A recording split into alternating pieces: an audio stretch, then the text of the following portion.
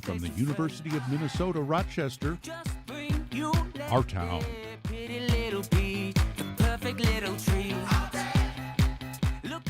Welcome to Our Town, the show about Rochester. I'm Nicole Nfonoyim-Hara, and today we're wrapping up the Rochester City Council candidate discussions with the Ward 5 seat candidates. Ward 5 spans the northeastern area of Rochester, and we're joined today by candidates Judy Hickey and Shuan Palmer.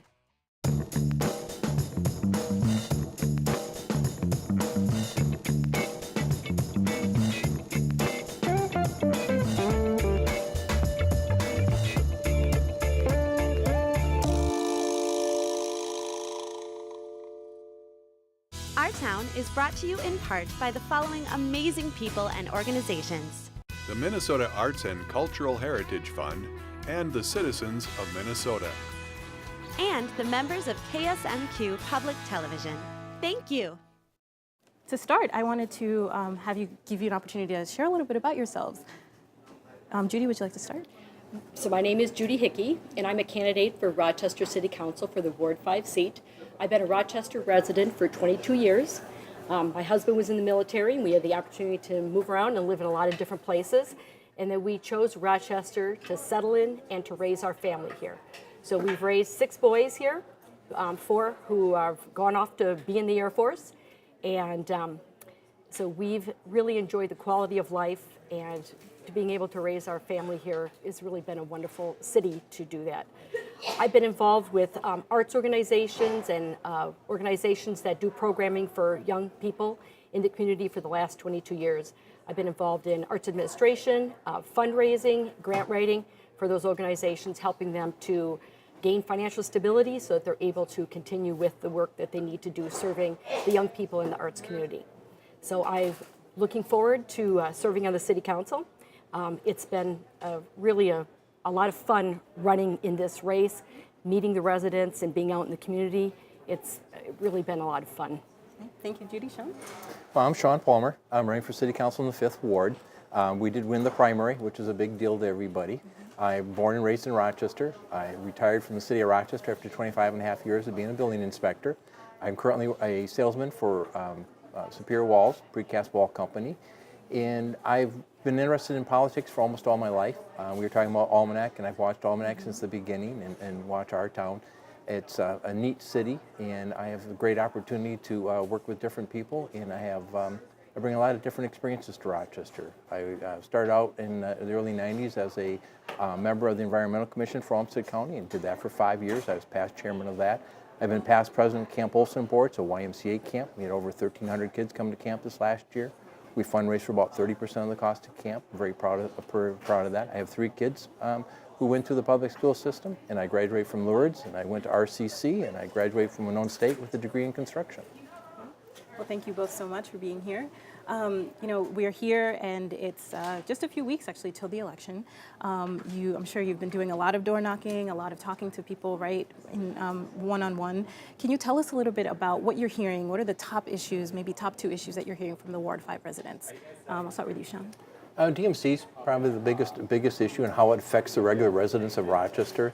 I think when you talk to them and you tell them the opportunities and what a great opportunity Rochester has, that it's a growing city and prospering, it's neat to see the changes in the downtown with all the different buildings that are being built. But how does it affect the neighbors on property taxes? I think we need to remember that the City Council is the last stop. We're the ones that get the last say what goes on. I kind of use the analogy of DMC can buy us a Cadillac, but we're the ones that have to buy the gas and maintain it and everything. It's, again, a great opportunity for everybody, and I think after you talk to a few people, they understand that. So that's one of the bigger issues. Public safety is another issue. I run a lot. I talk to a lot of neighbors in the different parks areas, and public safety is a huge issue, and we need to make sure that we have the funding for that. Parks are a big issue for everybody in Rochester. Parks touch the lives of everybody in Rochester. Funding for parks need to be increased, and how do we do that is going to be a neat challenge coming up in the City Council. Talking to people, they have a lot of concerns. So property taxes are definitely one of the major concerns, especially for seniors in their homes, to be able to afford to stay in their homes. They want to see the city responsibly manage the budget, manage the city's finances. And the growth, the DMC-related growth, DMC is focused on the 1 square mile downtown, but that reverberates into all the quadrants of the city. And people see the opportunity that DMC provides, but they also want to see responsible planning on the part of the city as they go forward. And then public safety. As our city grows, people want to see public safety. They want to see the police department and the fire department funded so that they're able to do their job keeping our city safe. So you both mentioned property taxes as an issue, and the property tax levy was increased by more than 9%. Can you talk a little bit about how each of you would maybe address that particular issue in City Council? So the levy's been set, but that doesn't relate to the taxes being raised yet. That will, through the process of setting the city budget into December, that'll determine whether the property taxes are raised or not. But every dollar that the city spends, it needs to be spent wisely because it does affect people's daily lives. The amount of money that they have to spend, the more they spend on property taxes, the less they have to spend for their family and their housing costs and transportation costs. So the city does have to manage that budget very wisely. And what would that look like, managing that budget wisely? What are some of the factors that you'd be considering? Well, it's the choices the city makes. So when they do the capital improvement projects, the discussions about improving the library, improving the transportation system, building out the north police station. So all those different factors go into the budgeting process, and the city has to make decisions as to what the priorities are, what they're going to be able to afford, and how they can manage those priorities into the future for the planning of the finances. Sure. John? Well, property taxes aren't going to go up 9%. The budget's going to go up about 9%. Is the most that it can go up at this point. So they need to look at that, and with a growing city, as you watch the investments that's being made in the downtown, and as buildings are increasing in value, you're going to see more property tax come. Transportation is going to be a huge issue for us, and one of the ways that we can handle that is with state helping us out with the different communities. We have over 20,000 people coming in the city of Rochester every day to work. Where do we park them? Where do they get on the roads? I think the state needs to look at doing outside lots and doing them like in the small cities. If you take Byron, for example, they could have their own bus system that brings it to a transit hub, and that transit hub then with Rapid Bus could bring them into the city of Rochester. Saying that, we need to make sure that they run it dependably and they run it a lot more, not just 2 buses, but for a long period of time. Because our largest employer in the city, in almost the state of Minnesota, is a 24-hour, 7 days a week. And so, if you don't have to have that car, you save some money. Taxes need to be done wisely, but we also have some responsibilities. We're not like the cities, like Burnsville, where you can ask other fire departments to come. We're going to have a 22-story building, 36-story building being built. How does the fire department react to that? How do you do with all the visitors coming to Rochester? We just had the president here. How do you fund for that? How do you protect it? We have our own airport. So there's a lot of unique qualities that Rochester has that we need to make sure we have a budget for. Sure. And I'll give you the opportunity to talk a little bit about your thoughts on transportation. So what are some of your concerns around transportation? What are you hearing from your residents? So the city did receive a grant from the Minnesota State to enhance the transportation system, the bus transportation system in Rochester. So that provides a great opportunity for the residents of Rochester to be able to utilize that bus service. The service will be expanded, the routes will be expanded, and the hours of operation will be expanded into the evenings and onto weekends. So now we need the residents they've been requesting this, that the transportation is expanded. Now that it's being expanded, we need the Rochester residents to ride the bus service, to utilize that service, so that the city can continue to provide those transportation options. So a lot of the transportation issues, there's expansion into a multimodal transportation. So it's the bus service to increasing the bus rapid transit service, so that workers going downtown in the mornings and leaving downtown in the evenings, that there's more frequent running of those buses, and so the city is working through the transportation plan to implement the bus rapid transit. And then also the multimodal, the bike lanes, the car services, and all those other options. There's the need to connect the pedestrian and bicycle paths. So we have a really wonderful network of bike paths that go through our city and go through the park system, but we need to connect those paths so that they connect throughout the city and that they connect to downtown, so that people can safely ride their bicycles or walk on those paths and get to downtown. And not everyone is too keen on bikes, actually, surprisingly. Can you both talk a little bit, and Shuan, you're laughing there, can you talk a little bit about some of the pushback or some of the feedback you're getting around bikes and how you would facilitate talking about this multimodal transportation and making sure that, you know, bike paths and usability for bikers is respected, as well as folks that are not using the bikes as well? Well, it's a chicken and egg issue. If you have the bike lanes, you're going to have more people using them. I run in the city of Rochester about 50 miles a week on the trails. You have to remember that most of the trails in Rochester were set up for the flood control project. We don't plow all of them all winter long, and we need to start doing that so we have better communications. People like to ride their bikes on the road because it's quicker for them. You have to also remember that bikes are able to ride right down the middle of the road. They have the same right as the cars do.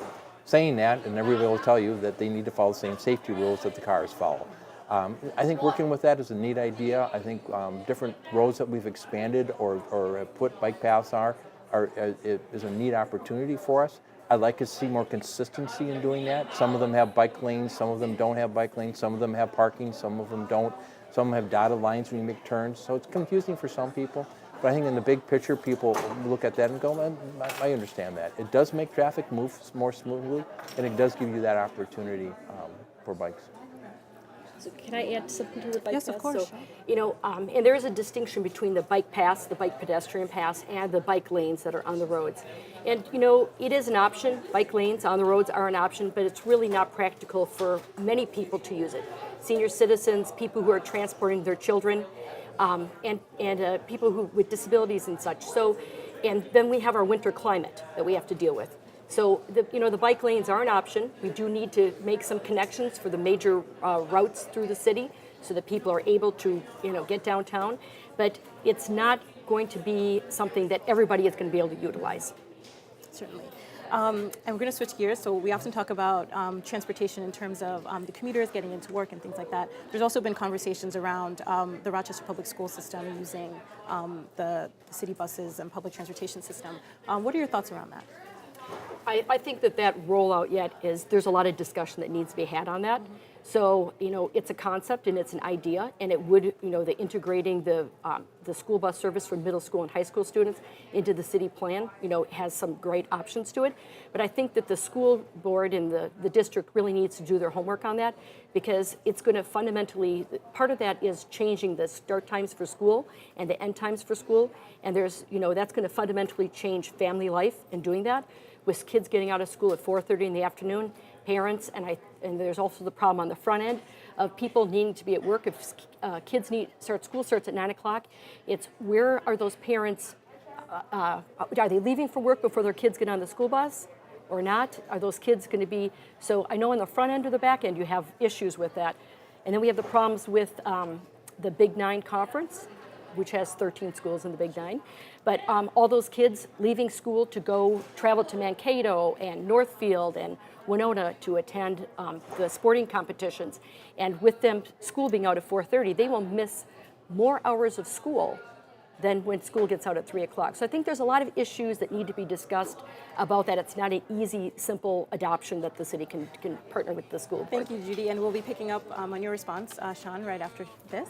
Stay tuned. We'll be right back to continue our chat with Ward 5 candidates for City Council.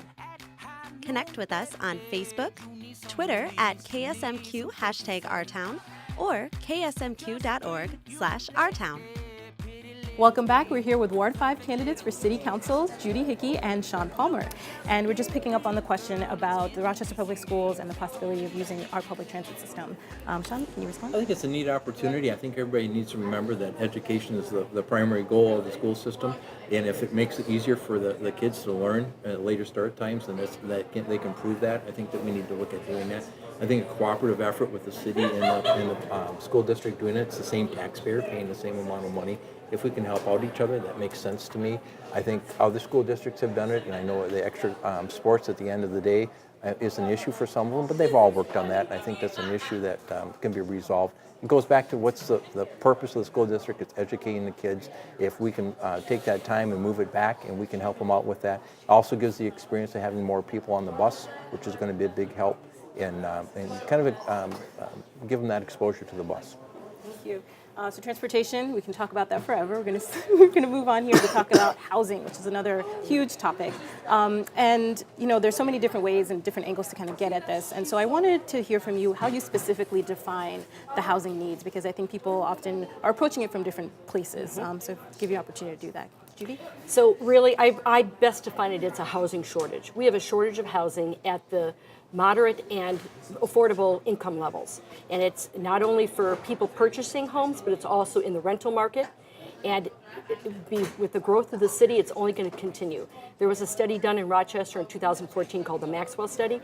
And in that study, they stated that Rochester needed to add 246 units of housing per year through 2020 to be able to accommodate the growth and needed for housing. And surely we have not done that. It's a neat opportunity again for Rochester. It's the definition. If what we need to have is good mixed of housing, we need good apartments. We need to have a middle level. We need to have it in the entry level. What do you call entry level? What's affordable to one person is not affordable to the other person. It depends on your wages. It depends on your family structure. But we have a lot of different people coming into Rochester. Some don't want to live in a house. Some do. We need to have that single-family dwelling available to them. Some of the things that we can do to lower the cost of housing is that we can look at our zoning and have some changes done to our zoning laws that we are very restrictive on. We have a lot of existing houses in Rochester, which the code's very restrictive on what we can do for ceiling heights, which is not a safety issue. But we can help people remodel their houses or add bedrooms to houses. We can add grandma units or in-law units on some of them. Some other ideas that we can approach that with is an interesting idea. We can have some of our housing based on where transportation area is and help out with that. I'm really happy that Rochester has a TIF funding and took 5% of that and applied that to housing. We've also done some housing, single-family dwellings with TIF in the past that has helped out. Rochester Area Foundation is doing a great job, and they're doing a collaborative effort with the different people to see how we can address this issue and spend the money wisely and invest in it correctly. So there's a lot of neat ideas. I'd like to see Rochester be a leader in it because it's not just a Rochester issue, it's not just a Minnesota issue, it's a nation issue. Labor shortage is another issue that we have coming up. We had 8 years of people not coming in the trades because of the recession, depression that we had. We need to get people to get into the idea that working as a carpenter or electrician, I'm a union carpenter by trade, it's a great job for your family. It's a neat opportunity for people. So there's a lot of different issues, and then I go back to definitions. What is the definition of affordable housing? And we all need to be on the same page on that. So if I could add to that too, I think that the city also needs to work with our state representatives on the Minnesota state level, the legislature, because there were some restrictions put on building of condominiums and townhomes that have caused that whole market units were not being built. And so now with the legislation changing on that, we can allow more condominiums being built, more townhomes being built, and those are good opportunities for first-time home buyers to get into the home market. When the Rochester did the community-wide survey, that was one of the factors that you could see, people commented in that survey. People want to be single-family homeowners. And so we need to remember that we need to give people the opportunities to enter into the housing market. Not only are they providing for their families, a place for their families to live, but it also helps to build wealth for people to get into the home market. So you both touched a little bit on wealth, about wages. Rochester is often considered a really great place to live, but we also know that as the city grows, some of those disparities are also growing. I was wondering, people have been talking, at different levels of city governance around the living wage, around the city's role in that. What are your takes on a standard living wage, and then other ways that you might address some of those disparities that may involve other options? Mm-hmm. Well, MinPost did a survey in the state of Minnesota. Rochester is the easy. The survey was how many hours do you have to work to pay your rent, and Rochester was the lowest amount for that. And you kind of scratch your head in towns like Wilmer and smaller towns like that. Why would that be? Well, our wage is higher than most of the other areas, and the rate for rent isn't as high as some of the other areas because of supply and demand. You have to remember in Mayo Clinic employees, I work with some of them at the desk at the Dan Abram Health Living Center. They're making a good wage, but they can't afford to live in a rental. And so they're working, they're making $17 an hour and working and not able to afford rent on an apartment by themselves. We need to look at that and help out people, but I am not for a $15 or artificial rate. For one reason is that the state of Minnesota controls wages, and if we had to do our own wages and we had to hire people to look at that and enforce that, would be a hardship on the city, and I really don't see the benefit for it. So right now, I was looking at the statistics, and Rochester has, the unemployment rate in Rochester is 2.2% as of September. So we are really having, this is workers looking for work. This is a terrific opportunity. Wages are rising. There is just, you see the articles in the newspaper that employers have to raise their base salary because they can't get enough employees. So this is terrific for people looking for work in Rochester. You both mentioned earlier in your remarks about public safety, and of course, as the city grows, we're going to need more public safety improvements. How do you see making those improvements while also ensuring that law enforcement entities have build strong relationships with all members of our community? Well, I think one of the things they can do is get out of the cars and walk around and be on the beat. You see that down on Friday and Saturday nights more downtown, and doing that in the neighborhoods. You do see the policemen out there on the bikes, and they're riding the bike out there, and that's a neat thing for people to see. I think we've done a good job of engaging some of the communities in that understanding. You have to remember not all people who are here in Rochester are born in the United States, and their trust of public service is not always the best. Rochester, we demand that our public service people are top-notch. Right now they're wearing body cameras, which is a neat thing for them to be able to do from a training perspective and also kind of a responsibility perspective. But I'm very proud of our police department in Rochester and our police chief and the history that we've had in Rochester of being a good, kind community. So we have a new police chief, and Chief Franklin, I think he's going to follow on the traditions that Chief Peterson had. Chief Peterson did a great job communicating with the community, the different parts of the community, and addressing their needs, being accessible, and I see that same thing's happening with Chief Franklin doing the same thing. He's trying to be out there in the community, talking to residents and different interest groups, and that's really important to do that. In that same vein of facilitating more communication, how do you think the City Council can work to communicate better with the community and establish transparency? What are some specific things that you would like to see if elected?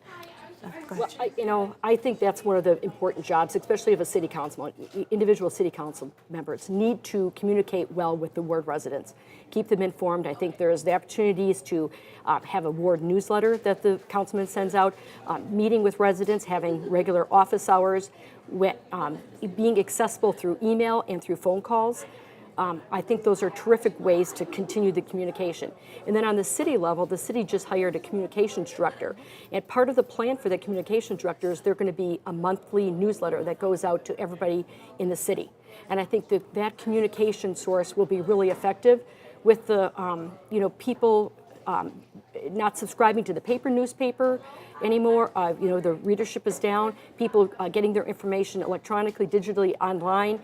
News sources. There's so many various ways for people to gain information that you can't use just one source to communicate with people. You have to use multiple sources to communicate with the people of the city. Would you be for something like live streaming city council meetings? And they are already. Okay, that's so right. City council meetings are live streamed, and I think the question is whether the committee of the whole meetings should be live streamed, Yes. and those are not at this point, but the discussion is to do that and how to do that and affording the equipment to do that and the personnel to run that, and maybe moving the COW meetings to the chamber, to the boardroom, they can run the use the same equipment that they have already. So that's in discussion. I believe that's coming up in January to make a move on that. I'd be all for live streaming the city council meetings during the committee of the whole meeting. I'd like to see them get off the bench though and get down on the table so you can have more of a discussion. I think that's important for everybody. I look at some past council people, what they've done in the past in having a morning meeting. I'd like to move that around to be a lunch meeting and a dinner meeting and a coffee at different times to meet with people. The mayor of St. Cloud's done something kind of neat. He's got an old bus that goes to different neighborhoods and just sits there and says, hey, I'm going to be in this neighborhood. Let's meet at this school and let's meet and do those kinds of things. Being out in the community is important. Being transparent is important. The dinner meetings were something that wasn't transparent to everybody, and I don't think that those were good.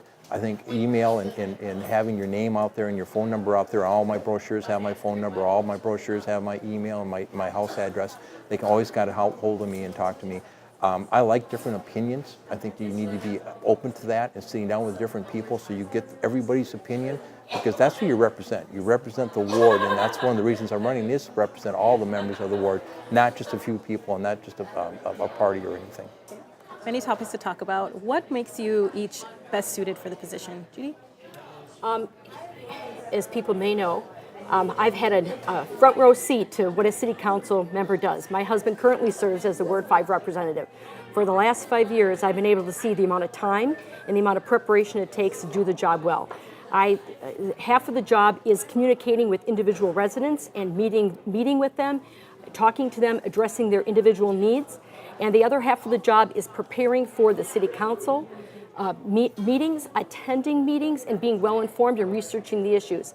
So I know how much time that takes, and I'm going to make the city council my #1 priority into serving the residents of Ward 5 on the city council. Thank you, Shuan. Well, I have a unique experience. I've watched the city council for over 30 years. I was in a city employee for 25 and a half years and read agendas and understand the different players and who work for the city of Rochester. My goal is to represent all the people of the ward, all the people of Rochester. I've said that I'll base all my decisions on what's best for Rochester, not a party or not some other people. It's a neat opportunity to get out there and talk to your neighbors and see what they have to say. As one of the council members used to do, Bob Nowicki, he'd stop at a street corner where there's 3 people and introduce themselves and say, hey, what do you think is going on? And I think that's a neat opportunity. I have a day job that I'm able to flex my hours and move my hours around. I'm more than interested in doing this job and bring a lot of different experiences. Being on the Environmental Commission for Olmsted County was one of them. That really shows you budgets and show how to deal with other people and opinions. Well, thank you both for joining us today, and thank you for joining us this past month for our series of discussions with candidates for City Council. From the University of Minnesota Rochester, we'll see you next time.